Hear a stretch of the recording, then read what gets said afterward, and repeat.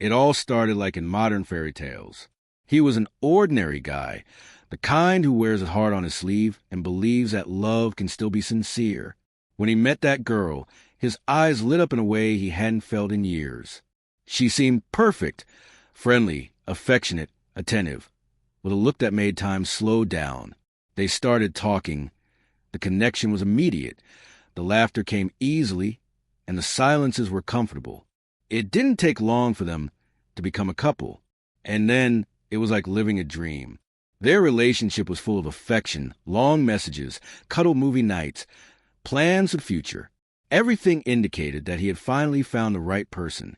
His friends said that he seemed different, lighter, happier. They were a perfect match in every way. She said that she had never felt so good with anyone, and he believed it, and he believed it strongly. They posted pictures together, traveled, planned to live together, but there was something invisible on the horizon, a strange wind that was still far away, but that would soon blow with enough force to knock down everything that had been built. As the months went by, the fairy tale began to lose its color, and it wasn't all of a sudden, but rather subtly, almost imperceptibly. She began to make new friends, people he didn't know. She began to go out more often without him, coming back later, and always with generic excuses. The messages decreased, the affection became rare, and the sex almost disappeared. She began to dress up more, taking care of her appearance with a dedication he hadn't seen before. Instead of including him in her life, she pushed him aside. When he asked her something, she avoided him. When he wanted to talk, she was always busy. The worst part? He began to notice a pattern. Little tests. Situations in which she seemed to test his limits, his patience, as if she were training him to accept crumbs, as if she wanted him to get used to less. And then came the decisive moment. Either he would ignore all the signs and continue to pretend nothing was wrong, or he would have the courage to confront her. When he finally told her about her behavior, she responded with evasions and empty excuses, and he, for fear of losing her, pretended to believe her. And that's when everything fell apart. She became even colder, more distant, and began to deal with her life's problems with her new friends, as if he were a burden.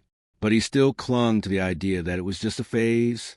One morning, driven by desperation and that intuition that only the silence of the night brings, he took her cell phone while she was sleeping. And what he saw destroyed him. There were her conversations with her lover, someone she said was just a friend, or maybe an unimportant ex-nudes exchange, plans to meet, laughter about him. But even worse were the conversations with her friends. She ridiculed him. She said she was tired, that he was boring, predictable. She laughed at his attempts to maintain the relationship. That was a silent stab, because deep down he already knew. He just didn't want to accept it. The next morning, he showed her everything. He demanded explanations. And she, cold as ever, said that he was in the wrong for going through her cell phone, as if the problem was the intrusion and not the betrayal. They broke up right there.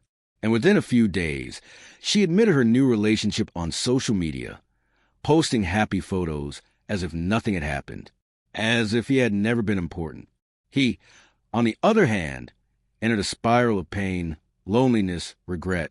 Life lost its color. And even with all the pain, a part of him still loved that woman, or loved the image of her, the one he met in the beginning.